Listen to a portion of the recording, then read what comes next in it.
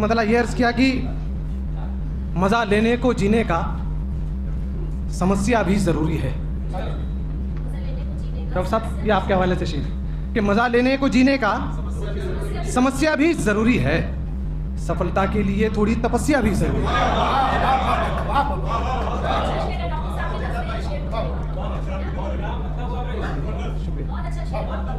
आप अगर शेर काउंट कर ले, एक शेर हो गया, दूसरा शेर तो एक और मतलब डाइस पर मौजूद एजाज अंसारी साहब कि एक ज़मीं के ज़र्रे को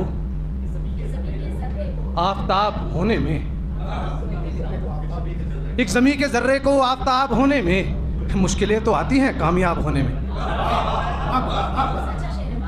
एक ज़मीं के ज़र्रे को आफताब होने में मुश्किलें तो आती हैं कामयाब होने में। एक मतलब और एक शेर, मतलब गज़ल का, लेकिन एक शेर सुनाने के लिए कि कोई आंखों को अच्छा लग गया है।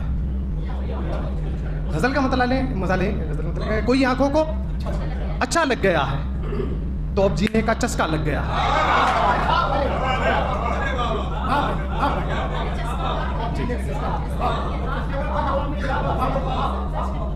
तीन शेर हो चुके हैं मेरे जी। कोई आंखों को अच्छा लग गया है तो अब जीने का चस्का लग गया है। डॉक्टर तालुपट्टी साहब के हवाले से अब एक शेर आप तक पहुंचाता हूं। कोई आंखों को अच्छा लग गया है तो अब जीने का चस्का लग गया है, जहां तुमको नजर में आ रहा हूं यहां आने में अरसा लग गया है।